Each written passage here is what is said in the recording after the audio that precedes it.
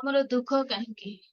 ଆମେ ଦୁଃଖ କରୁ ଅନେକ ସମୟରେ କହନ୍ତି ନା ସବୁଠୁ ବେଶୀ ଦୁଃଖ ବହୁତ ଇମୋସନାଲ ଆମମାନଙ୍କର ଭଉଣୀ ମାନେ ହେଇଯାଆନ୍ତି ବୋଲି। ତ ମୁଁ ଆଜି ଆପଣ ମାନଙ୍କୁ ନିକଟରେ ରଖିବାକୁ ଚାହେଁ ଆମେ କାହିଁକି ଦୁଃଖ କରୁଛୁ ବା ଆମେ କାନ୍ଦୁଛୁ କାହିଁକି? ଯଦି ମରିୟମକୁ ପଚାରିଲେ ପ୍ରଭୁ ଯୀଶୁ ଖ୍ରୀଷ୍ଟ ହେ ନାରୀ ତୁମେ କାହିଁକି କାନ୍ଦୁଅଛ? ଆଜି ସେଇ ସମାନ ପ୍ରଶ୍ନ ପ୍ରଭୁ ଆମକୁ ମଧ୍ୟ ପଚାରନ୍ତି। କାହିଁକି ତୁ ଦୁଃଖ କରୁଛୁ? କାହିଁକି ତୋର କାନ୍ଧ? କାହିଁକି ତୋର ଲୁହ? ଆମମାନେ ପଢିବା 2 କରିନ୍ଥୀୟ 7:10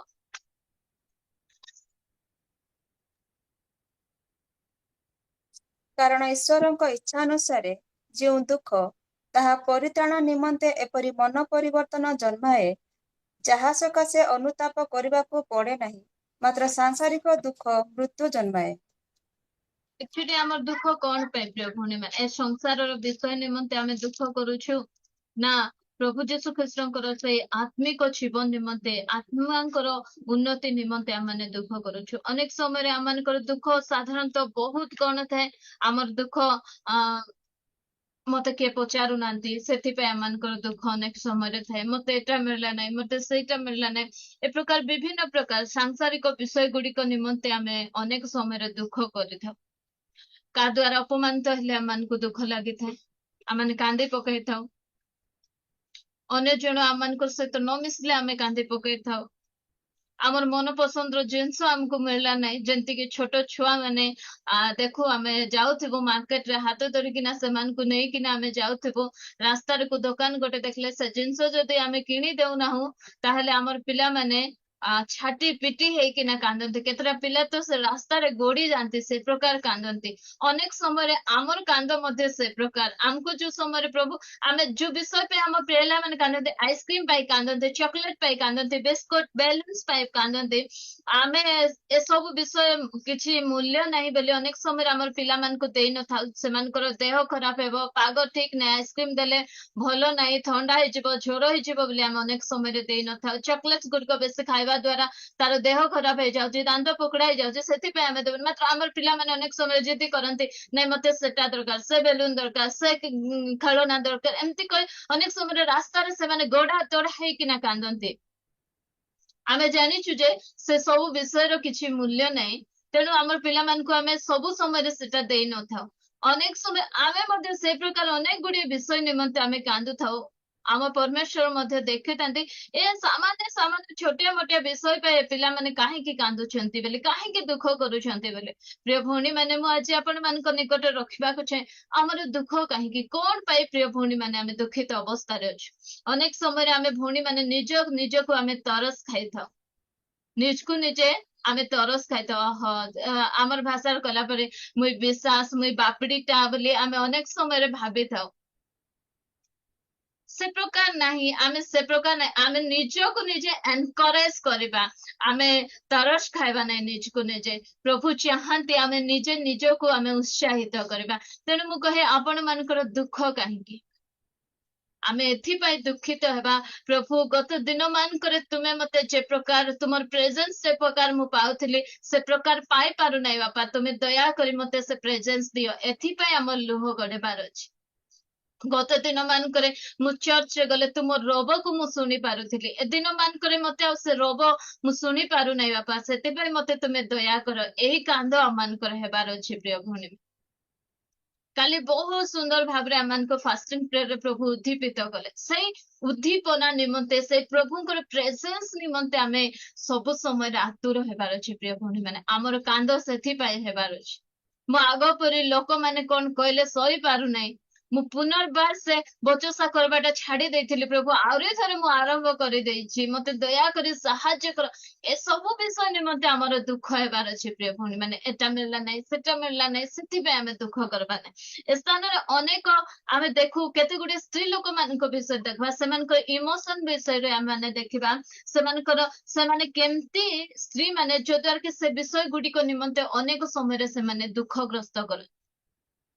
ଆମେ ଅନେକ ଦେଖୁ, ଅନେକ ଭାବୁକ ସ୍ତ୍ରୀ ମାନେ ଥାନ୍ତି ଯୋଉମାନେ କି ଛୋଟିଆ ଛୋଟିଆ କଥାକୁ ସେମାନେ ରାଗି ଯାଆନ୍ତି।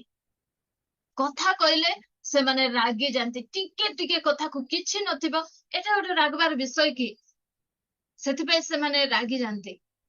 ଆମେ ଅନେକ ସମୟରେ ଦେଖୁ ତୁମେ ଡ୍ରେସ କାହିଁକି ଏମିତି ପିନ୍ଧିଛ ବୋଲେ ସେମାନେ ହଠାତ୍ ରାଗି ଯାଆନ୍ତି। ଯାକୁବରେ କଥା ଲେଖାଗଲା, ଆପଣ ମାନେ ସମସ୍ତେ ଜାଣିଛନ୍ତି 1:19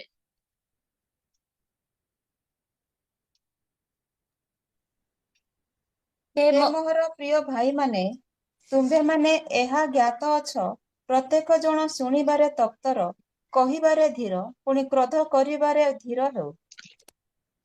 ଆମେ କ୍ରୋଧ କରିବାରେ ଧୀର ହେବାର ଅଛି ପ୍ରିୟ ଭଉଣୀମାନେ। ଆମେ ଯେହେତୁ ଏଟା ହ୍ୟୁମାନ୍ସ ମିଟିଂ, ମୁଁ ଭଉଣୀମାନଙ୍କୁ କହିବାକୁ ଚାହେଁ, ଆମେ କ୍ରୋଧ କରିବାରେ ଧୀର ହେବା। ଆଉ କେଉଁମାନେ କ୍ରୋଧ କରନ୍ତି ଜାଣନ୍ତି ନା? ଉପଦେଶ କରି ଗୋଟେ କଥା ଲେଖାଗଲା 7:9 ପଢିବା ନାହିଁ, ମୂର୍ଖ ମାନଙ୍କର ହୃଦୟରେ କ୍ରୋଧ ବାସ କରେ। ପ୍ରିୟ ଭଉଣୀମାନେ, ଆମେ ମୂର୍ଖ ନାହୁଁ। ଆମକୁ କିଏ କହିଦେଲେ ଆମେ ସେଥିପାଇଁ ମାନେ ରାଗି ଯିବା, ମାନେ ରିଆକ୍ଟ କରିବା, ମାନେ ଦୁଃଖ କରିବା, ଆଉ କ୍ରୋଧୀ ହେଇଯିବା, ଆମେ ରିଭେଞ୍ଜ ନେବାକୁ ଚେଷ୍ଟା କରିବା, ସେମିତି ନାହିଁ। ମୂର୍ଖ ମାନଙ୍କର ହୃଦୟରେ କଣ ବାସ କରେ? କ୍ରୋଧ ବାସ କରେ। ଆଉ କ୍ରୋଧ ଅନେକ ଗୃହକୁ ଭାଙ୍ଗି ଦିଏ। ଯୋଉ ସମୟରେ କୋଉମାନେ କ୍ରୋଧ କରନ୍ତି? ମୂର୍ଖ ମାନେ କ୍ରୋଧ କରନ୍ତି।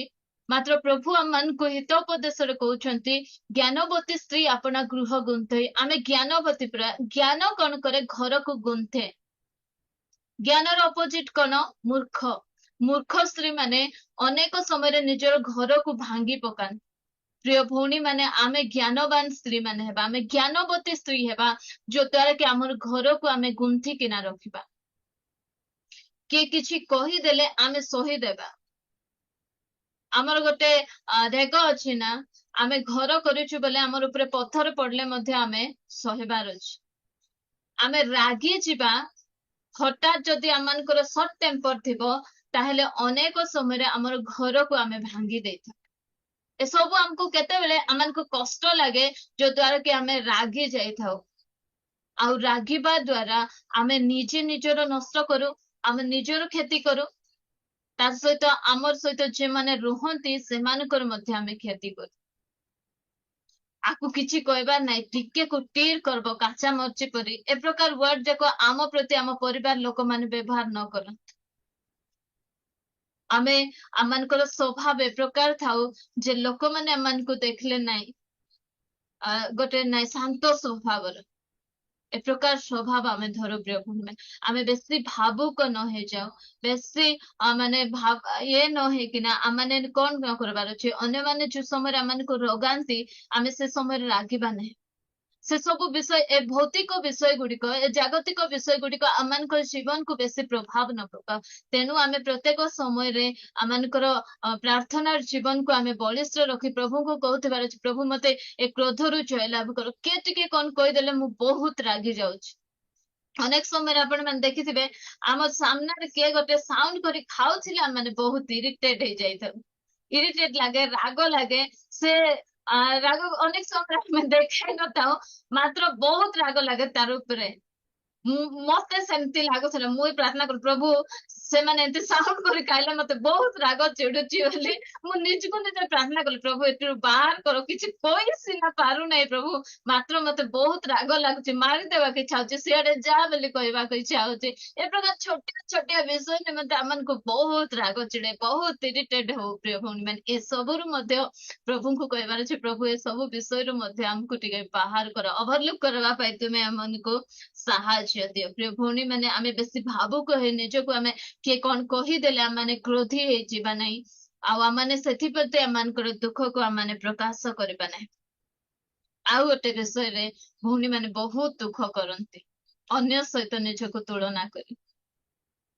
ଯେମିତି ସେ ଭଉଣୀ କେତେ ଗୋରା ଅଛନ୍ତି, ପ୍ରଭୁ ମତେ କାହିଁକି କଳା କରି ତିଆରି କଲେ? ତାଙ୍କର ହାଇଟ୍ ଏତେ ଅଛି, ମୋର ହାଇଟ୍ କମ। ଆମେ ଅନେକ ସମୟରେ ଅନ୍ୟମାନଙ୍କ ସହିତ ନିଜକୁ ଆମେ ତୁଳନା କରିଥାଉ। ପ୍ରଭୁ ତାଙ୍କୁ ଏତେ ସୁନ୍ଦର ଘର ଦେଲେ, ମତେ ଦେଇନାହାନ୍ତି। ପ୍ରଭୁ ତାଙ୍କୁ ଗାଡି ଦେଲେ, ମତେ ଦେଇନାହାନ୍ତି। ଏସବୁ ଆମେ ଅନେକ ସମୟରେ ତୁଳନା କରି ଆମେ ବହୁତ ଦୁଃଖିତ ହେଇଥାଉ। ମାତ୍ର ପ୍ରଭୁ ଗୋଟେ କଥା କହନ୍ତି, ତୁମର ଯାହା ଅଛି ସେଥିରେ ସନ୍ତୁଷ୍ଟ ରହିବାକୁ ଶିଖ। ପାଉଲ ଗୋଟେ କଥା କୁହନ୍ତି ଏଫେସିୟରେ, ସବୁ ଅବସ୍ଥାରେ ମୁଁ ସନ୍ତୁଷ୍ଟ ରହିବାଟା ଶିଖିଛି। ମୁଁ ଦୀନତା ଭୋଗ କରି ଜାଣିଛି, ପ୍ରଚୁରତା ମଧ୍ୟ ମୁଁ ଭୋଗ କରି ଜାଣିଛି। ପ୍ରିୟ ଭଉଣୀ ମାନେ, ତୁଳନା କଣ କରେ ଆମମାନଙ୍କୁ ଅନେକ ସମୟରେ ଦୁଃଖିତ କରିଦିଏ। ଯୋଉ ସମୟରେ ଆମେ ତୁଳନା କରୁ ସେଇ ସମୟରେ ଆମେ ଦୁଃଖିତ ହେଇଯାଇଥାଉ। ତେଣୁ ମୁଁ ଆପଣମାନଙ୍କୁ କହିବାକୁ ଚାହେଁ ଆମେ କାହା ସହିତ ମଧ୍ୟ ମାନେ ନିଜକୁ ତୁଳନା କରିବା ନାହିଁ। ଫିଲିପିଓ 4 ଅଧ୍ୟାୟର 12 ପଦ 11-12 ପଢନ୍ତୁ। ଅଭାବ ହେତୁ ମୁଁ ଯେ ଏହା କହୁଅଛି ତାହା ନୁହେଁ, କାରଣ ମୁଁ ଯେ କୌଣସି ଅବସ୍ଥାରେ ଥାଏ ସେଥିରେ ସନ୍ତୁଷ୍ଟ ରହିବାକୁ ଶିକ୍ଷା କରିଅଛି। ଦୀନତା ଭୋଗ କରି ଜାଣେ ଓ ପ୍ରଚୁରତା ମଧ୍ୟ ଭୋଗ କରି ଜାଣେ। ସର୍ବବିଧ ଅବସ୍ଥାରେ ଓ ସର୍ବ ବିଷୟରେ ପରିତୃପ୍ତ ହେବାରେ ବା କ୍ଷୁଧିତ ରହିବାରେ, ପ୍ରଚୁରତା ଭୋଗ କରିବାରେ କିମ୍ବା ଅଭାବଗ୍ରସ୍ତ ହେବାରେ ମୁଁ ସୁଶିକ୍ଷିତ ହୋଇଅଛି। ଆମକୁ ଶିଖବାର ଅଛି ପ୍ରିୟ ଭଉଣୀ ମାନେ, ସବୁ ଅବସ୍ଥାରେ ସନ୍ତୁଷ୍ଟ ରହିବାକୁ। ଅନ୍ୟ ସହିତ ତୁଳନା କରି ଆମେ କେତେବେଳେ ଅସନ୍ତୁଷ୍ଟ ହେଇଯାଉଥାଉ ଅନେକ ସମୟରେ ଅନ୍ୟକୁ ଦେଖିକିନା, ଅନ୍ୟ ସହିତ ଆମେ ନିଜକୁ ତୁଳନା କରିକିନା। ପ୍ରଭୁ ତାଙ୍କ ଜୀବନରେ ସେ ପ୍ରକାର କରିଛନ୍ତି ତ ମୋ ଜୀବନରେ ମଧ୍ୟ କରିବାର ଅଛି, ଏଟା କହି ଆମେ ଅନେକ ସମୟରେ ଦୁଃଖିତ ହେଇଯାଇଥାଉ। ପ୍ରିୟ ଭଉଣୀ ମାନେ, ମୁଁ କହିବାକୁ ଚାହେଁ କାହା ସହିତ ଆମେ ନିଜକୁ ତୁଳନା କରିବା ନାହିଁ। ପ୍ରଭୁ ଆମମାନଙ୍କୁ ଯେତିକି ଦେବା କଥା ସେ ସେତିକି ଦେଇଛନ୍ତି। ଆମର ପରମେଶ୍ୱର ଅବିଶ୍ୱସ୍ତ ପରମେଶ୍ୱର ନାହାନ୍ତି, ଆମର ପରମେଶ୍ୱର ଭୁଲ କରିବା ପରମେଶ୍ୱର ନାହାନ୍ତି। ସେ ଯାହା ଯାହା ଦରକାର, ଯେତିକି ଦରକାର ସେ ସେତିକି ଆମମାନଙ୍କୁ ଦେଇଛନ୍ତି। ଯେତିକି ଦେଇଛନ୍ତି ସେତିକିରେ ଆମେ ବିଶ୍ୱସ୍ତ ରହି ତାଙ୍କର ଧନ୍ୟବାଦ କରିବା, ତାଙ୍କର ପ୍ରଶଂସା କରିବା। ପାଉଲ କହୁଛନ୍ତି ମତେ ଅଭାବ ବୋଲି ମୁଁ ଏଇଟା କହୁନାହିଁ। ପାଉଲ ଧନୀ ଘରର ପିଲା, ସେ କହୁଛନ୍ତି ମୁଁ ଦୀନତା ମଧ୍ୟ ଭୋଗ କରି ଜାଣିଛି, ପ୍ରଚୁରତା ମଧ୍ୟ ମୁଁ ଭୋଗ କରି ଜାଣିଛି। ମୁଁ କହୁଥିଲି ନା, ଆମେ ଆମର ଘର ଚାରୁ ଭାତରେ ଆମେ ବହୁତ ଖୁସି ଥିବୁ। ଆମର କୋରାପୁଟିଆ ଟମାଟ ଝୋଲ କରି ଖାଇଲେ ଆମେ ବହୁତ ଖୁସିରେ ଥିବୁ। ମାତ୍ର ଅଲଗା ଘରେ ଯଦି ମଟନ ର ବାସ୍ନା ପଳାଇଲା ବୋଲେ ହଁ ତାଙ୍କର ଘରେ ମଟନ ଖାଇଲେ ଆମକୁ ନାହିଁ ବୋଲି ଆମେ ଅନେକ ସମୟରେ ଦୁଃଖିତ ହେଇଯାଇଥାଉ। ମଟନ ମିଳିଲା ନାହିଁ ବୋଲି ଇସ୍ରାଏଲ ଲୋକ ମାନୁଛନ୍ତି କି ଆମେ ମିଶ୍ର ଦେଶରେ ଏଟା ଖାଉଥିଲୁ ସେଟା ଖାଉଥିଲୁ, ତୁମେ କେମିତି ପରମେଶ୍ୱର ସେ ମିଶ୍ର ଦେଶରୁ କୋଡେ ଆଣିଛ, ବାଟରେ ଆମକୁ କିଛି ଦଉନ। ମାଂସ ପାଇଁ କାନ୍ଦୁଛନ୍ତି, ପାଣି ପାଇଁ କାନ୍ଦୁଛନ୍ତି, ଖାଦ୍ୟ ପାଇଁ କାନ୍ଦୁଛନ୍ତି। ପ୍ରିୟଭଉଣୀ ମାନେ, ଆମର ଦୁଃଖ ସେଥିପ୍ରତି ନ ହଉ। ଛୋଟିଆ ମୋଟିଆ ବିଷୟ ପ୍ରତି ଆମମାନେ ତୁଳନା କାହା ସହିତ ଆମମାନଙ୍କୁ ନିଜକୁ ନବୁ। ଅନେକ ସମୟରେ ଆମେ ଆତ୍ମିକ କ୍ଷେତ୍ରରେ ମଧ୍ୟ ତୁଳନା କରୁ। ପ୍ରଭୁ ତାଙ୍କୁ ବହୁତ ସୁନ୍ଦର ବ୍ୟବହାର କରୁଛନ୍ତି, ପ୍ରଭୁ ତାଙ୍କୁ ସେ ଗିଫ୍ଟ ଦେଇଛନ୍ତି, ସେ କ୍ଷେତ୍ରରେ ସେ ବ୍ୟବହାର କରୁଛନ୍ତି। ପ୍ରଭୁ ମତେ ଯୋଉ ଗିଫ୍ଟ ଦେଇଛନ୍ତି ପ୍ରଭୁ ମତେ ସେଇଠାରେ ବ୍ୟବହାର କର। କାହା ସହିତ ତୁଳନା ନାହିଁ ପ୍ରିୟ ଭଉଣୀ। ଆମେ ସମସ୍ତେ ନିଜେ ନିଜେ ଆମମାନଙ୍କ ନିଜ ନିଜ ଜାଗାରେ ଆମମାନେ ସ୍ୱତନ୍ତ୍ର ଅଟୁ।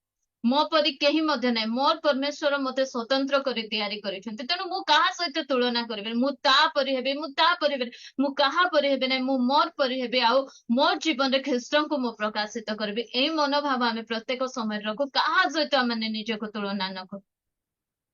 ଆଉ ତୁଳନା କଲେ ଆମମାନଙ୍କ ଜୀବନରେ ଦୁଃଖ। ଆମେ ତୁଳନା କଲେ ଆମ ଠାରୁ ଯେମାନେ କଷ୍ଟରେ ଅଛନ୍ତି, ଦୁଃଖରେ ଅଛନ୍ତି, ସେମାନଙ୍କ ସହିତ ଆମେ ନିଜକୁ ତୁଳନା କରିନଥାଉ। ଅନେକ ସମୟରେ ଆମ ଠାରୁ ଯୋଉମାନେ ଉଚ୍ଚରେ ଅଛନ୍ତି, ଭଲରେ ଅଛନ୍ତି, ସେମାନଙ୍କୁ ଆମେ ମଧ୍ୟ ଅନେକ ସମୟରେ ଭାବୁନା ପ୍ରଭୁ ସେମାନଙ୍କୁ କେତେ ବଢିଆରେ ରଖିଛ, ଆମକୁ କାହିଁକି ଏମିତି ରଖିଛ। ଆମ ଅନେକ ସମୟରେ ସେମିତି ତୁଳନା କରି ଆମେ ଦୁଃଖଗ୍ରସ୍ତ ହେଇଥାଉ ପ୍ରିୟ ଭଉଣୀ। କିନ୍ତୁ ସେଥିପ୍ରତି ମଧ୍ୟ ଆମେ ନିଜକୁ ଧ୍ୟାନ ଦେବା। ଆଉ ପ୍ରଭୁ ଆମେ କାହା ସହିତ ନିଜକୁ ତୁଳନା ନ କରୁ। ତୁଳନା କରିବା ଦ୍ଵାରା ଅନେକ ସମୟରେ ଆମେ ଦୁଃଖିତ ହେଇଥାଉ। ଏ ଦୁଃଖ ଯାକ କିଛି ନାହିଁ ପ୍ରିୟ, ଏ ସାଧାରଣ ବିଷୟ ନିମନ୍ତେ ଆମେ ଦୁଃଖିତ ନ ହଉ। ଆଉ ଗୋଟେ ବିଷୟ, ଆମେ ଅନେକ ସମୟରେ ଭାବୁ କି ମୁଁ ଏକଲା, ମୋର ସହିତ କିଏ ନାହାନ୍ତି, ମତେ କିଏ ଦେଖିବା ଲୋକ ନାହିଁ, ମତେ କିଏ ପଚାରବା ଲୋକ ନାହିଁ। ସାଧାରଣତଃ ବାର୍ଦ୍ଧକ୍ୟ ଅବସ୍ଥାରେ ଏ ବିଷୟ ଗୁଡିକ ଆସେ। ମୋର ପୁଅ ପଚାର ନାହିଁ, ମୋର ଝିଅ ପଚାର ନାହିଁ, ମୋର ସ୍ୱାମୀ ମଧ୍ୟ ଚାଲିଗଲେଣି, ମୁଁ ଏ ସମୟରେ ଏକଲା ଅବସ୍ଥାରେ ଅଛି, ମୁଁ କେମିତି ବଞ୍ଚିବି। ନିଜକୁ ଗୋଟେ ତରସ ଖାଇଲା ପରେ ଆମେ ହେଇଯାଇଥାଉ। ନିଜକୁ ନିଜେ ଆମେ ଗୋଟେ ଦୟାର ପାତ୍ରୀ ଆମେ କରିଦେଇଥାଉ। ମତେ କିଏ ପଚାରବା ଲୋକ ନାହିଁ, ଭଲ ଅଛୁ କି ବୋଲି କହିବା ଲୋକ ନାହିଁ, ମୁଁ ତ ଏ ଦୁନିଆରେ ଏକଲା। ଅନେକ ସମୟରେ ସେ ପ୍ରକାର ବିଷୟ ଗୁଡିକ ମଧ୍ୟ ଆମମାନଙ୍କ ଜୀବନରେ ହେଇଥାଏ। ଅନେକ ଏ ପ୍ରକାର ଜୀବନ ମଧ୍ୟ, ପ୍ରାନ୍ତରର ଜୀବନ ମଧ୍ୟ ଆମ ଜୀବନକୁ ଚାଲି ଆସିଥାଏ, ଯୋଉ ସମୟରେ କି ଆମ ନିଜ ଲୋକମାନେ ମଧ୍ୟ ଆମମାନଙ୍କୁ ପଚାରି ନଥାନ୍ତି। ସେ ପ୍ରକାର ସମୟ ଦେଇ ଆମେ ଗତି କରୁ ପ୍ରିୟ ଭଉଣୀ। ସେଇ ସମୟ ଦେଇ ପ୍ରଭୁ ଯୀଶୁ ଖ୍ରୀଷ୍ଟ ମଧ୍ୟ ଯାଇଥିଲେ। ଯୋଉ ସମୟରେ ପ୍ରଭୁ ଯୀଶୁ ଖ୍ରୀଷ୍ଟ ସେ ଏକଲା ଦେଇ ଯାଉଛନ୍ତି, ସେ ସମୟରେ କଣ ବୋଲି କହୁଛନ୍ତି ଯୋହନ 16:32। ଦେଖ, ସମୟ ଆସୁଅଛି, ହଁ ଆସିଲାଣି, ଯେତେବେଳେ ତୁମ୍ଭେମାନେ ଛିନ୍ନ ଭିନ୍ନ ହୋଇ ପ୍ରତ୍ୟେକେ ଆପଣା ଆପଣା ଗୃହକୁ ପଳାଇଯିବ, ଆଉ ମୋତେ ଏକାକୀ ପରିତ୍ୟାଗ କରିବ। ତଥାପି ମୁଁ ଏକାକୀ ନୁହେଁ, କାରଣ ପିତା ମୋ ସାଙ୍ଗରେ ଅଛନ୍ତି। ହୁଁ, ସମସ୍ତେ ଛାଡିଦେବେ, ସମସ୍ତେ ପରିତ୍ୟାଗ କରିବେ, ତଥାପି ମୁଁ ଏକଲା ନୁହେଁ। ପ୍ରଭୁ ଯୀଶୁ ଖ୍ରୀଷ୍ଟ ବସି କାନ୍ଦୁନାହାନ୍ତି, ହେ ଶିଷ୍ୟମାନେ ତୁମେ କାହିଁକି ମତେ ଛାଡିକିନା ପଳେଇ ଯାଉଛ? ମୁଁ ପରା ତୁମେ ଭୁକରେ ଥିବା ସମୟରେ 5ଟା ରୁଟି 2ଟା ମାଛକୁ କେମିତି ଖୁଆଇଥିଲି ତମର ମନେ ନାହିଁ କି? ଅଲଗା ଲୋକମାନେ ସିନା ଛାଡି ପଳେଇ ଯାଉଛନ୍ତି, ତୁମେ ମାନେ ମୋର ଶିଷ୍ୟ ପରା। ମୋ ସହିତ ମେଜରେ ବସିକିନା ରୋଟି ଭାଙ୍ଗିଥିଲ ପରା। ହେଲେ ମଧ୍ୟ ଏ ଦୁଃଖ ସମୟରେ, କଷ୍ଟ ସମୟରେ ତୁମେ ମତେ ଛାଡିକିନା ପଳେଇ ଯାଉଛ। କେତେବେଳେ ଲୋକମାନେ ଆମକୁ ଅନେକ ସମୟରେ ଇଗ୍ନୋର କରନ୍ତି, ଛାଡନ୍ତି। ଯୋଉ ସମୟରେ ଆମେ ଦୁଃଖରେ ଥାଉ, କଷ୍ଟରେ ଥାଉ, ସେ ସମୟରେ ଆମକୁ ଛାଡି ଦିଅନ୍ତି। ସେଇ ସମୟରେ ପ୍ରଭୁ ଯୀଶୁ ଖ୍ରୀଷ୍ଟ କହୁଛନ୍ତି, ସମସ୍ତେ ମତେ ଛାଡିକିନା ପଳେଇବେ। ପିତର ମଧ୍ୟ ଛାଡିକିନା ଯିବେ, ଯୋହନ ମଧ୍ୟ ଛାଡିଯିବେ, ଆନ୍ଦ୍ରିୟ ମଧ୍ୟ ଛାଡିକିନା ପଳେଇବେ। ଆମ ଜୀବନରୁ ମଧ୍ୟ ପ୍ରିୟ ଭଉଣୀ ମାନେ, ପ୍ରଭୁ ଅନେକଙ୍କୁ ଆମ ଜୀବନରୁ ଅଲଗା କରିବେ, ଆଉ ଅନେକ ଜଣ ଆମ ଜୀବନରୁ ଅଲଗା ହେଇଯିବେ। କିଏ ସ୍ୱାମୀ ହରାଉଛନ୍ତି, କିଏ ସ୍ତ୍ରୀ ହରାଉଛନ୍ତି, କିଏ ସ୍ୱାମୀ ଛାଡିକିନା ପଳେଇ ଯାଉଛନ୍ତି, ଭାଇ ଛାଡିକିନା ପଳେଇ ଯାଉଛନ୍ତି, ଏ ଜଗତ ଛାଡିକିନା। ଆମେ ଦେଖିଲୁ ଏ ଅଳ୍ପ ଦିନ ତଳେ ପ୍ଲେନ ଏବାର କେତେ ଜଣ ଚାଲିଗଲେ। ସେ ପ୍ରକାର ଭାବରେ ମଧ୍ୟ ଅନେକ ଆମମାନଙ୍କୁ ଏକଲା କରି କରି କରି କରି ଛାଡି ଯାଆନ୍ତି। ସେ ସମୟରେ ଆମେ କହିବାର ଅଛି, ସମସ୍ତେ ମତେ ପରିତ୍ୟାଗ କରିଦେବେ, ସମସ୍ତେ ମତେ ଛାଡିଦେଲେ ମଧ୍ୟ ପ୍ରଭୁ ଯୀଶୁ ଖ୍ରୀଷ୍ଟଙ୍କର ପରି କହିବାର ଅଛି, ତଥାପି ମୁଁ ଏକଲା ନୁହେଁ, ମୋର ପିତା ମୋ ସହିତ ଅଛନ୍ତି। ନିଜକୁ ତରସ ଖାଇବାର ନାହିଁ ପ୍ରିୟ ଭଉଣୀ ମାନେ, ମୁଁ ଏକଲା, ମତେ କିଏ ପଚାରବା ଲୋକ ନାହିଁ, ମୁଁ କାହା ସହିତ ମିଶିବି, କାହା ସହିତ କଥା ହେବି, ଏ ପ୍ରକାର ଭାବି ଆମେ ନିଜକୁ ନିଜେ ତରସ ଖାଇବା ନାହିଁ। ସେ ପ୍ରଭୁ କଣ ମରି ଯାଇଛନ୍ତି? ଆପଣଙ୍କର ପ୍ରଭୁ କଣ ଆପଣଙ୍କ ସହିତ ନାହାନ୍ତି? ସେଥିପାଇଁ କାହିଁକି ଦୁଃଖ? ଏଇ ଏକଲା ଅନୁଭୂତି, ଏକଲାପନର ଅନୁଭୂତି ସମସ୍ତଙ୍କ ଜୀବନରେ ଆସିଥିବ।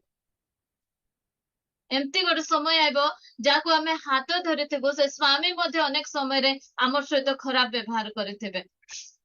ମୋ ସ୍ୱାମୀ ବି ମତେ ବୁଝୁନାହାନ୍ତି, ଅନେକ ସମୟରେ ଆମେ କହିଥାଉ ଏ ପ୍ରକାର, ପଚାରୁନାହାନ୍ତି, ଏମେସା ମତେ ଏକଲା କରିଦଉଛନ୍ତି। ତାଙ୍କ ସହିତ କିଛି ସେୟାର କରିବୁ ବୋଲି କହିବାକୁ ଗଲେ ସେ ମଧ୍ୟ ଶୁଣିବା ପାଇଁ ନାରାଜ ଥିବେ। ମାତ୍ର ମୁଁ କହିବାକୁ ଚାହେଁ ପ୍ରିୟ ଭଉଣୀ ମାନେ, ଆପଣଙ୍କ ପରମେଶ୍ୱର ଆପଣଙ୍କ ସହିତ ରୁହନ୍ତି। କେ ପଚାରୁନାହାନ୍ତି ବୋଲି, ମୁଁ ଏକଲା ଅଛି ବୋଲି ଆପଣ ମାନେ ଦୁଃଖିତ ହୁଅନ୍ତୁ ନାହିଁ। ଆପଣଙ୍କ ପରମେଶ୍ୱର ଆପଣଙ୍କର ସହିତ ସଦା ସମସ୍ତେ ପରିତ୍ୟାଗ କରିବେ। ଲେଖା ହେଇଯାଇଛି ନା, ତୁମେ ମାନେ ଛିନ୍ନ ଭିନ୍ନ ହୋଇ ପ୍ରତ୍ୟେକ ଆପଣା ଆପଣଙ୍କ ଘରକୁ ପଳାଇ ଯିବ, ଆଉ ମତେ ଏକାକୀ ପରିତ୍ୟାଗ କରିବ। ତଥାପି ମୁଁ ଏକାକୀ ନୁହେଁ, କାରଣ ପିତା ମୋ ସଙ୍ଗରେ ଅଛି। ଏଟା ଆମର ପାଖରେ ରହିବାର ଅଛି। ମୋର ବାପା ସବୁବେଳେ ମୋ ସହିତ ଅଛି। ଏଟାକୁ ଆମେ ଉତ୍ସାହିତ କରିବାର ଅଛି। ଆମେ ନିଜକୁ ନିଜେ ଏନକରେଜ କରିବାର ଅଛି। ମୁଁ କାହିଁକି କାନ୍ଦିବି, କାହିଁକି ମୁଁ ଦୁଃଖ କରିବି? ମୁଁ ଏକଲା ଅଛି ବୋଲି ମୁଁ ଦୁଃଖ କରିବି? ଏକଲାପନକୁ ନେଇ ତରସ ଖାଇ ମୁଁ କଣ ଦୁଃଖ କରିବି? ନାଇଁ, ମୋର ପିତା ମୋର ସାଙ୍ଗରେ ଅଛନ୍ତି। ସେ ପ୍ରଭୁ ବଳ ଦେବେ ପ୍ରିୟ ଭଉଣୀ ମାନେ, ପ୍ରଭୁଙ୍କ ନିକଟକୁ ଚାଲି ଯାଆନ୍ତୁ, ସେ ଏକଲାପନରୁ ଆପଣ ମାନଙ୍କୁ ସେ ବାହାର କରିବେ। କାହିଁକି ଏସବୁ ବିଷୟ ଗୁଡିକ ନିମନ୍ତେ ଆମେ ଦୁଃଖ କରିବେ? ଅନେକ ଥର ଆଉ ଗୋଟେ କଥା କହିବାକୁ ଚାହେଁ, ଶାରୀରିକ ଅସୁସ୍ଥତା ସ୍ଥାନରେ ଅନେକ ଆମେ ଏ ପ୍ରକାର ବସିଛୁ, କାରଣ ଅଣ୍ଟା ବଥା, ମୁଣ୍ଡ ବଥା, ପେଟ ବଥା ଏମିତି ସମସ୍ତଙ୍କର ଚାଲିଥାଏ। ଅନେକ ସମୟରେ ଆମେ ନିଜକୁ ନିଜେ ଭାବୁ, ବା ମୁଁ ଗୋଟେ ରୋଗୀଣାଟା, ସେଥିପାଇଁ ଆମର ଦୁଃଖ। ମୋ ଶରୀରରେ ରୋଗ ଆକା ଭର୍ତ୍ତି। କହିବେ ନାଇଁ କି ମୁଣ୍ଡର ବାଲ ହାରି କମ ଥିବ ସିନା, ମୋର ଶରୀରରେ ସେମିତି ରୋଗ ଭର୍ତ୍ତି ହେଇଛି। ସେଥିପାଇଁ ଆମେ ନିଜକୁ ମୁଁ ଦୁର୍ବଳତା, ମୁଁ ରୋଗୀଟା ଏ ପ୍ରକାର ଆମେ ଭାବିବା ନାହିଁ ପ୍ରିୟ ଭଉଣୀ ମାନେ। ମୋର ଅଣ୍ଟା ବଥା ଛାଡୁନାହିଁ, ମୋର ମୁଣ୍ଡ ବଥା ଛାଡୁନାହିଁ। ଅନେକ ଭଉଣୀ ମାନେ ବିଭିନ୍ନ ପ୍ରକାର ଗାଇନିକ ଇସ୍ୟୁ ଗୁଡିକ ଦେଇକିନା ଯାଉଛନ୍ତି। ସେ ସମୟରେ ମଧ୍ୟ ଆମେ କହିବାର ଅଛି, ଯାତ୍ରା 15:26 ଲେଖାଗଲା, ଆମ୍ଭେ ସଦା ପ୍ରଭୁ ତୁମର ଆରୋଗ୍ୟକାରୀ। ଆଉ ସେହି ଆରୋଗ୍ୟକାରୀ ଆମ ସହିତ ଅଛନ୍ତି ପ୍ରିୟ ଭଉଣୀ। ଆମମାନଙ୍କ ଶରୀରର ଅସୁସ୍ଥତାକୁ ନେଇ ଆମେ କେବେ ଦୁଃଖିତ ହେଇ ବସି ରହିବା ନାହିଁ। ଆମେ ଅଶ୍ରୁ ଝରେଇବା ନାହିଁ। ଆମେ ନିଜ କହିବାର ଅଛି, ମୋର ପରମେଶ୍ୱର, ମୋର ସଦା ପ୍ରଭୁ, ମୋର ବାପା, ସେ ହଉଛନ୍ତି ଆରୋଗ୍ୟକାରୀ। ଯୋଉ ସମୟରେ 12 ବର୍ଷ ଧରି ସେ ପ୍ରଦର ରୋଗଗ୍ରସ୍ତ ସ୍ତ୍ରୀ, ଭାବନ୍ତୁ 12 ବର୍ଷ ଯାଏ ନିଜର ରକ୍ତସ୍ରାବରେ ସେ କେମିତି ଦୁଃଖିତ ଅବସ୍ଥାରେ ଅଛି, କଷ୍ଟରେ ଅଛି। 12 ବର୍ଷ ଯାଏ ନିଜ ଶରୀରରୁ ସେ ରକ୍ତସ୍ରାବ ହେଉଛି। ଭାବନ୍ତୁ କେତେ କଷ୍ଟର ବିଷୟ। ଆମେ ଏ ସ୍ଥାନରେ ଏମିତି କେହି ବସିନୁ 12 ବର୍ଷ ଯାଏ ଯେ କି ସେ ପ୍ରକାର ପୀଡ଼ାରେ ଆମେ ଯାଇଛୁ। ଆମେ ଅଳ୍ପ ଦିନ ପାଇଁ ସେ ପ୍ରକାର ହେଲେ ମଧ୍ୟ ଆମେ କେତେ କଷ୍ଟ ହଉଛୁ। ମାତ୍ର ସେ ସ୍ତ୍ରୀ ଲୋକ ଥକି ଯାଉନାହିଁ। ମତେ ବଢିଆ ଲାଗିଲା ମାର୍କ 5:28 ଯଦି ପଢବା, ସେ ଥକୁ ନାହିଁ, ସେ ହାଲିଆ ହୋଇ ନାହିଁ, ନାଇଁ ଆଉ ମୋ ଶରୀର ଆଉ ସୁସ୍ଥ ହେବ ନାହିଁ, ମୁଁ ଆଉ ସୁସ୍ଥ ହେଇପାରିବି ନାହିଁ, ସେ ସେମିତି କହୁନାହିଁ। ସେ ନିଜକୁ ଗୋଟେ ୱାର୍ଡ, ଗୋଟେ ପଜିଟିଭ ୱାର୍ଡ କୁ ସେ କଣ କରୁଛି, ଘୋଷଣା କରୁଛି। ପଢନ୍ତୁ ମାର୍କ 5:28। କେବଳ ତାହାଙ୍କ ଲୁଗା ଛୁଇଁଲେ ମୁଁ ସୁସ୍ଥ ହେବି। ସେ ଅନେକ ବୈଦ୍ୟଙ୍କ ଦ୍ଵାରା ଚିକିତ୍ସିତ ହୋଇ ଅନେକ ଟଙ୍କା ସରାଇଲା ପରେ ମଧ୍ୟ ସେ ହେଲେ ନାଇଁ, ଆହୁରି ହେବ ନାଇଁ, ଏ ଡକ୍ଟର ପାଖେ ଯାଇଥିଲି, ଦେଶୀ ମେଡିସିନ କଲି, ଆୟୁର୍ବେଦିକ ମେଡିସିନ କଲି, ଆହୁରି ତ ମୋର ଶରୀର ଆଉ ସୁସ୍ଥ ହଉନାହିଁ, ମୁଁ ଆଉ ସୁସ୍ଥ ହେବି ନାହିଁ, ଏମିତି କଥା ସେ କହୁନାହିଁ। ତାର ପାଖରେ ଗୋଟେ ବିଶ୍ୱାସ ଅଛି। ସେ କହୁଛି ସଦାପ୍ରଭୁ ମୋର ଆରୋଗ୍ୟକାରୀ, କେବଳ ତାହାଙ୍କର ଲୁଗାର ଝୁମ୍ପା ଛୁଇଁଲେ ମୁଁ ସୁସ୍ଥ ହେବି। ଆପଣଙ୍କର ଦୁର୍ବଳ ଅବସ୍ଥାକୁ ନେଇ ଆପଣଙ୍କ ପ୍ରଭୁଙ୍କ ପାଖକୁ ଯାଆନ୍ତୁ ପ୍ରିୟ ଭଉଣୀ। ସେ ଦୁର୍ବଳତାର ସମାଧାନକାରୀ ଅଟନ୍ତି। ଯଦି ବି ସେ ସୁସ୍ଥତା ନ ଦିଅନ୍ତି, ପାଉଲଙ୍କ ପରି କୁହନ୍ତି ଆମ୍ଭର ଅନୁଗ୍ରହ ତୁମ୍ଭ ନିମନ୍ତେ ଯଥେଷ୍ଟ। ଶରୀର ମଧ୍ୟରେ ଅନେକ ରୋଗ ଅଛି, ଅନେକ ଦୁର୍ବଳତା ଅଛି, ମାତ୍ର ହେଲେ ମଧ୍ୟ ପ୍ରଭୁ ଆମମାନଙ୍କୁ ଅନୁଗ୍ରହ ପ୍ରଦାନ କରୁଛି। ତାଙ୍କର ସେବା କରିବା ପାଇଁ, ଘରର ଯତ୍ନ ନେବା ପାଇଁ ପ୍ରଭୁ ଆମମାନଙ୍କୁ ଅନୁଗ୍ରହ କରିଛନ୍ତି। ସେ ପ୍ରକାର ପରମେଶ୍ୱର, ସେ ଆମେ ଭାଙ୍ଗି ପଡବା ନାହିଁ, ଆମେ ହତାଶ ହେଇଯିବା ନାହିଁ, ଆମେ ନିରାଶ ହେଇଯିବା ନାହିଁ। ମୁଁ କଣ କରିବି, ମୋର ଗୋଟେ ଶରୀର ରୋଗର ଶରୀର, ମୋର ଶରୀର ଗୋଟେ ରୋଗର ଗନ୍ଧାଘର, ଏ ପ୍ରକାର କଥା ମାନେ ନ କହୁ। ଆମର ପାଟିରେ ଏ ପ୍ରକାର କହି ଆମେ ନିଜକୁ ନିଜେ ଆମେ ତରସ ନ ଖାଉ, ନିଜକୁ ନିଜେ ଆମେ ଦୁଃଖିତ ନ ହେଇ ବସୁ, ନ କାନ୍ଦୁ ପ୍ରିୟ ଭଉଣୀ ମାନେ। ଆମେ କହିବା କେବଳ ପ୍ରଭୁ ତୁମର ଲୁଗାର ଝୁମ୍ପା ଛୁଇଁଲେ ମୁଁ ସୁସ୍ଥ ହେବି, ତୁମର ଉପସ୍ଥିତିରେ ମୁଁ ସୁସ୍ଥତା ହେବି। ଅନେକ ସମୟରେ ମୁଁ ଦେଖେ, ମୁଁ ଯାଇ ଆଉ ଚର୍ଚ୍ଚରେ ବସିଲା ପରେ ନାହିଁ, ମୋର ଦେହ ଭଲ ଲାଗୁନାହିଁ, ମାତ୍ର ମୁଁ ଅନେକ ସମୟରେ ଚର୍ଚ୍ଚରେ ଯାଇ ବସୁ ବସୁ ମୁଁ ଭଲ ହେଇଯାଇଛି। ଅନେକ ସମୟରେ ଆଜି ଆଉ ପ୍ରଚାର କରିବି ନାହିଁ, କାହାକୁ ଗୋଟେ ଦେଇଦେବି, ଦେହ ତ ଭଲ ଲାଗୁନାହିଁ ବୋଲି ଭାବୁଥିବି, ମାତ୍ର ପ୍ରଚାର କରୁ କରୁ ଅନେକ ସମୟରେ ସୁସ୍ଥ ହେଇଯାଇଥିବି। ପ୍ରିୟ ଭଉଣୀ ମାନେ, ପ୍ରଭୁ ସେ ପ୍ରକାର ଅନୁଗ୍ରହ ଆମମାନଙ୍କୁ କରନ୍ତି। ତେଣୁ ଆମମାନେ କେବେ ମଧ୍ୟ ଏଇ ଛୋଟିଆ ମିଟିଆ ବିଷୟ ନିମନ୍ତେ ଆମମାନେ ଦୁଃଖିତ ହେବା ନାହିଁ। ଆମମାନେ ନିଜକୁ ଆମମାନେ ସେଥିପାଇଁ ଆମମାନେ ଦୁଃଖିତ ନ ହୋଇ ଅନେକ ଯୋଉ ବିଷୟ ଗୁଡିକ ଆମମାନଙ୍କୁ ପ୍ରଭୁଙ୍କ ନିକଟବର୍ତ୍ତୀ କରାଇବ, ଯୋଉ ବିଷୟ ଗୁଡିକ ଆମେ ପ୍ରଭୁଙ୍କ ଠାରେ ପାଇପାରିବା, ସେ ବିଷୟ ଗୁଡିକ ନିମନ୍ତେ ଆମମାନେ ଅଧିକ ଚିନ୍ତିତ ବା ଦୁଃଖିତ ହେବାର ଆବଶ୍ୟକତା ରହିଛି। ଆଉ ଅନେକ ସମୟରେ ମୁଁ ଏଟା ଷ୍ଟାର୍ଟିଂରୁ ହିଁ କହି ଆସୁଛି, ଯୋଉଟା କି ଭୌତିକ ବିଷୟ, ସାଂସାରିକ ବିଷୟ, ଖାଇବାଟା ପିନ୍ଧିବାଟା ପାଇଁ ଆମେ ଅନେକ ସମୟରେ ବ୍ୟତିବ୍ୟସ୍ତ ହେଇଥାଉ। ମାତ୍ର ମାଥ୍ୟୁ 6:31-34 ମଧ୍ୟରେ ଆମେ ସମସ୍ତେ ଜାଣିଛୁ ସେଟା। ପଢନ୍ତୁ। ଏଣୁ କଣ ଖାଇବା ଅବା କଣ ପିଇବା କି ଅବା କଣ ପିନ୍ଧିବା, ଏହା କହି ଚିନ୍ତିତ ହୁଅ ନାହିଁ। କାରଣ ବିଜାତିମାନେ ଏହି ସବୁ ବିଷୟ ଖୋଜି ବୁଲନ୍ତି, ଆଉ ଏହି ସମସ୍ତ ବିଷୟ ଯେ ତୁମ୍ଭମାନଙ୍କର ପ୍ରୟୋଜନ, ତାହା ତୁମ୍ଭମାନଙ୍କର ସ୍ୱର୍ଗସ୍ଥ ପିତା ଜାଣନ୍ତି। କିନ୍ତୁ ତୁମ୍ଭେମାନେ ପ୍ରଥମରେ ତାହାଙ୍କ ରାଜ୍ୟ ଓ ଧାର୍ମିକତା ଅନ୍ୱେଷଣ କର, ଆଉ ଏହି ସମସ୍ତ ବିଷୟ ମଧ୍ୟ ତୁମ୍ଭମାନଙ୍କୁ ଦିଆଯିବ। ଅତଏବ କାଲି ପାଇଁ ଚିନ୍ତିତ ହୁଅ ନାହିଁ, କାରଣ କାଲି ନିଜେ ନିଜ ପାଇଁ ଚିନ୍ତା କରିବ, ଆଜିର କଷ୍ଟ ଆଜି ପାଇଁ ଯଥେଷ୍ଟ। ତ ପ୍ରିୟ ଭଉଣୀ ମାନେ, କଣଟା ଖାଇବୁ, କଣଟା ପିନ୍ଧିବୁ, ଏସବୁ ବିଷୟ ନେଇ ଆମମାନଙ୍କୁ ଚିନ୍ତିତ ହେବା ନାହିଁ। ପ୍ରଥମେ ତାଙ୍କର ରାଜ୍ୟ ଆଉ ଧାର୍ମିକତାକୁ ଆମେ ଅନ୍ୱେଷଣ କରୁ। ଆଜି ଆମର ଘରେ ଖାଇବା ପାଇଁ ନାହିଁ, ଦୁଃଖ ନାହିଁ, ପିନ୍ଧିବା ପାଇଁ ନାହିଁ, ଦୁଃଖ, ଏସବୁ ବିଷୟ ନେଇ ଆମେ ଦୁଃଖିତ ହେବାର ଆବଶ୍ୟକତା ନାହିଁ। ପ୍ରିୟ ଭଉଣୀ ମାନେ, ଆମର ପରମେଶ୍ୱର ପ୍ରତିଜ୍ଞା କରିଛନ୍ତି, ଯୋଉ ସମୟରେ ଏସବୁ ବିଷୟ ନିମନ୍ତେ ଆମେ ଦୁଃଖିତ ହଉଛୁ, ସେ ସମୟରେ ଆମେ ମନେ ପକାଇବାର ଅଛି କି ପ୍ରଭୁ କହିଛନ୍ତି ପ୍ରଥମେ ତାଙ୍କର ରାଜ୍ୟ ଆଉ ଧାର୍ମିକତା ଅନ୍ୱେଷଣ କର, ତାପରେ ସେ ସମସ୍ତ ବିଷୟ ଦେବେ। ପ୍ରିୟ ଭଉଣୀ ମାନେ, ଆମେ ଜନ୍ମ ହେଲୁ, ଆମେ କେତେ କେଜି ଚାଉଳ ଖାଇବୁ ଆମର ପରମେଶ୍ୱର ଜାଣିଛନ୍ତି। ଆମେ ସେତିକି କେଜି ଚାଉଳ ଆମର ପାଇଁ ରେଡି କରିକିନା ରଖିଛନ୍ତି। ଆମେ କେତେ ଡାଲି ଖାଇବୁ ସେଟା ମଧ୍ୟ ସେ ଜାଣିଛନ୍ତି। କେତେ ତେଲ ୟୁଜ କରିବୁ, କେତେ ସାବୁନ ୟୁଜ କରିବୁ, ସେ ସବୁ ସେ ଜାଣିଛନ୍ତି। ଆଉ କେତିକି ଡ୍ରେସ ପିନ୍ଧିବୁ ସେଟା ମଧ୍ୟ ସେ ସବୁ ଜାଣିଛନ୍ତି। ସେ ସବୁ ଆୟୋଜନ କରିକିନା ଆମମାନଙ୍କୁ ପଠାଇଛନ୍ତି।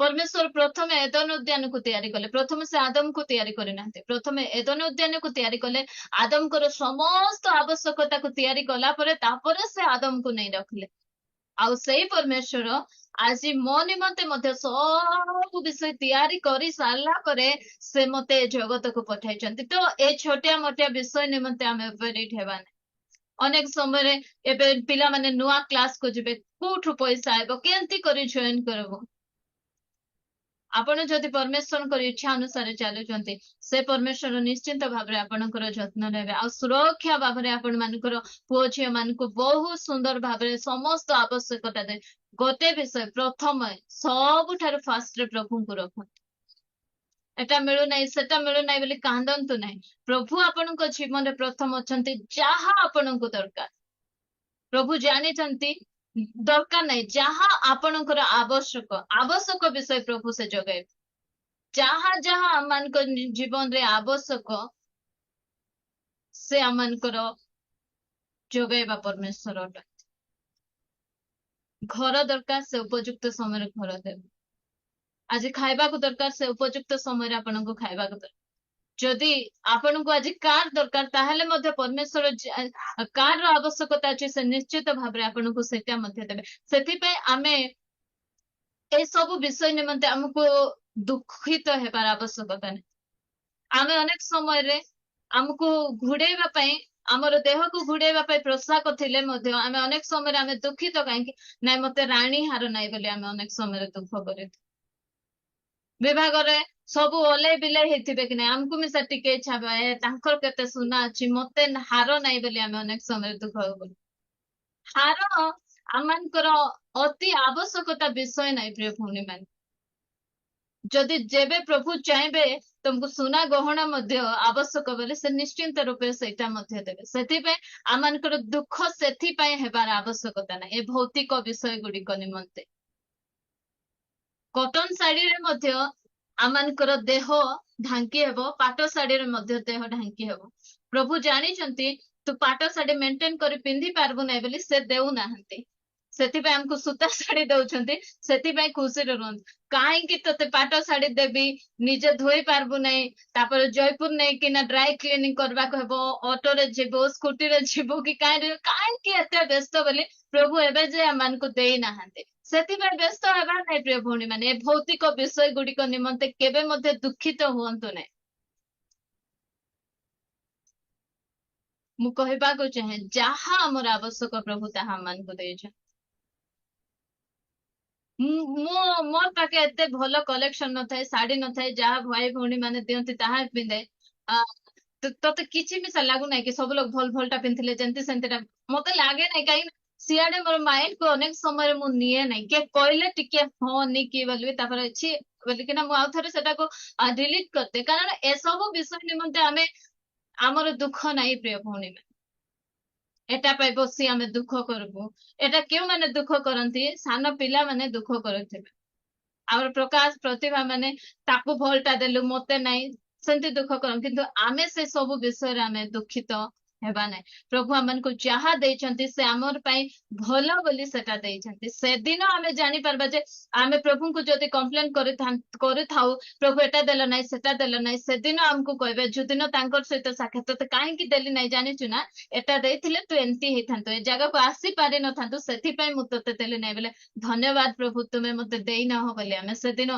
प्रभु को आमे धन्यवाद देबा अनेक समय रे आमर रोजगार नहीं ए सब विषय रे नहीं आमे चिंतित हेता किंतु प्रिय भौणी माने मु कहबा को चाहे प्रभु आमर सब आवश्यकता को जानंती आ समस्त विषय तांकर नियंत्रण मध्य रही तांकर नियंत्रण बाहर कौन सी विषय मध्य जाए ना प्रभु समस्त विषय को तांकर नियंत्रण मध्य रखिकिना आम को चलाउछंती एतिकी मने रखंतु आपणकर पुओ झियो माने आज बेकार अवस्था रे अछंती ताहले आपण माने धार्मिक जीवन काटंतु सेमानक पय दुखित हुअंतु नै कारण गीत संगीत लेखा गला धार्मिक वंश केबे मध्य खाद्य भिक्षा करे नै आपण धर्म जीवन यापन करंतु प्रभु आपणकर पुओ झियो मानकर जत्न नै सेति पे बसी कांदबार दरकार नहीं हमर पुओ को चाकरी नहीं मो झियो को चाकरी नहीं केंती हे बंचबे कोन खाइबे कोन पीबे सेति पे नहीं आपण धार्मिक जीवन काटंतु आपणकर काम आपण करंतु आपणकर परमेश्वर आपणकर पुओ झियो रो जत्न नेबे धर्म आमे केमती आमर पुओ झियो मानकर पई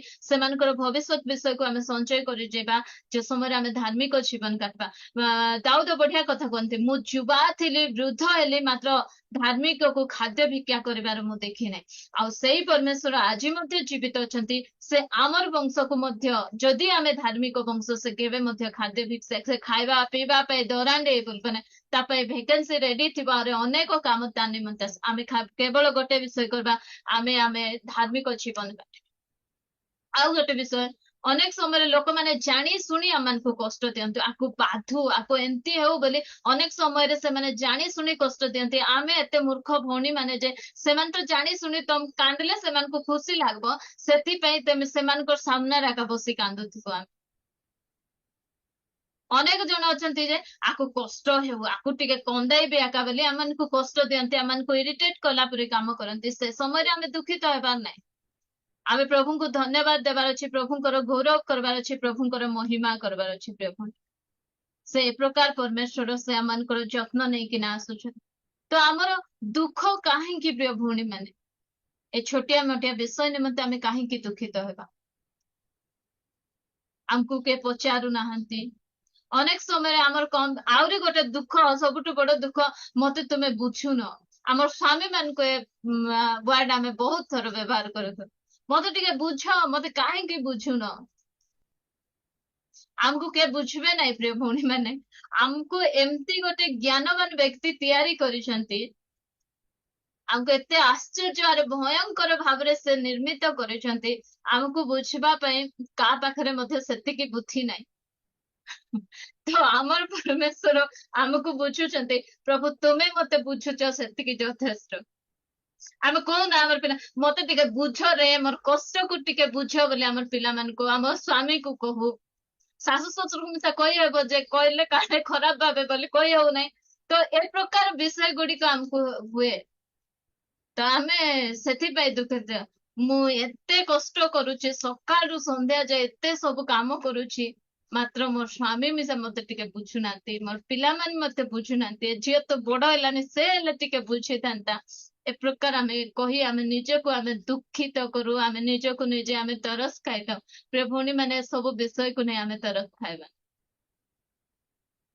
आपनकर परमेश्वर आपनको बुझुछन से बुझले यथेष्ट के बुझंतु कि न बुझंतु सेथि पे माने दुखग्रस्त हेबा नहीं पे अनेक विषय आपण मानकर सहित मु रखिले मु आशा करे प्रभु आपण मानको सहाय्य करिथिबे आ ए सब विषय नै आमे दुखित चिड़चिड़ा हेबा नहीं आउ प्रभु निकट निजको समर्पण करबा आ सब बेले कहबा प्रभु ए सब विषय गुडी निमंते मु दुखित हेबे ना एति मते तुमे सहाय्य कर आ से परमेश्वर निश्चिंत भाव रे सहाय्य कर प्रभु अल्प वाक्य दे हम समस्त को आशीर्वाद